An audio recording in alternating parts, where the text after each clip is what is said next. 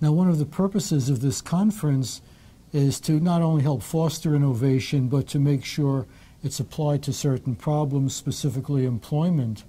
Do you have any thoughts on how innovation can serve the cause of keeping people gainfully employed? Well, it is my view that innovation and commercialization will create employment.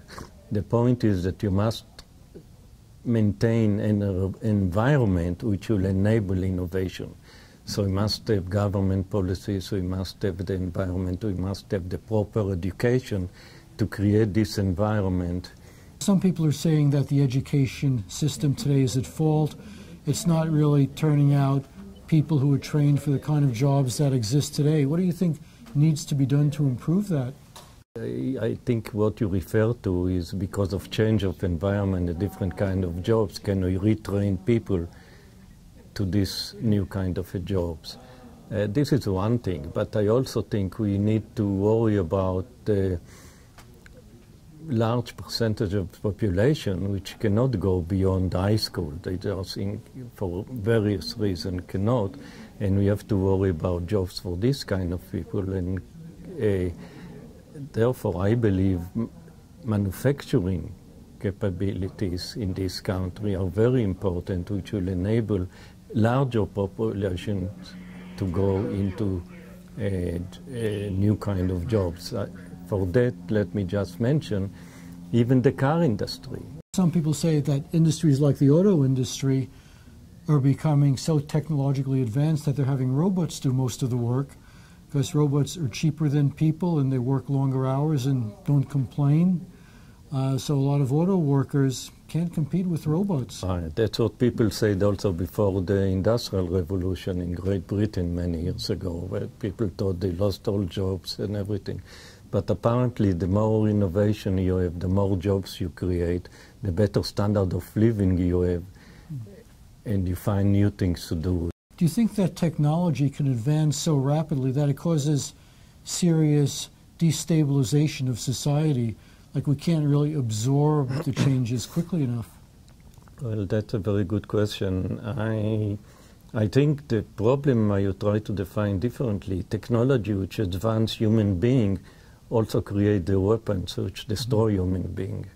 I mean, all the terrorists, the fact that they are so successful is because they also take advantage of the internet revolution, they also take advantage of new kind of weapons and so on and so forth. So I don't think technology will destroy the world, it's people which may destroy it. Now, do you think that with the advent of the internet and the fact that everybody can tune into the same thing at the same time, is that exerting a leveling effect on culture? Absolutely correct. I was just told today at conversation with a young man which described his children that went to Asia, to China and other countries there, and he said his children play the same games on the internet, on their iPhone, the same everywhere. So he said if you look at this kind of communication, this kind of language, you would have thought that they came from the same place. So where do you think this technology is ultimately going to lead us? Are we going to be happier in the long run, or is happiness a relative concept? Happiness is a relative concept. It's going to leave us much better than what we are today. So relative to today, it will be much better. Is it causing more happiness? You know, happiness depends on your inner feeling and how you compare yourself to other people around you. So if you're born with all these great advantages, you take them for granted and don't think anything of it. That's correct. Whereas if you start with nothing and get a little bit, you've made progress. Absolutely correct. This is absolutely correct. It's all relative. You don't even know that the world used to be different. Is there anything about the future that worries you, that looks like problems on the horizon that maybe we really don't have any solution for? Yes, I believe so. I believe that overpopulation and capability of nuclear capabilities and the capability to destroy the world by a few individuals is scary for me. Okay. Not to end this interview on a pessimistic note, what are your greatest hopes for the future? That life will get so much better and poverty will disappear.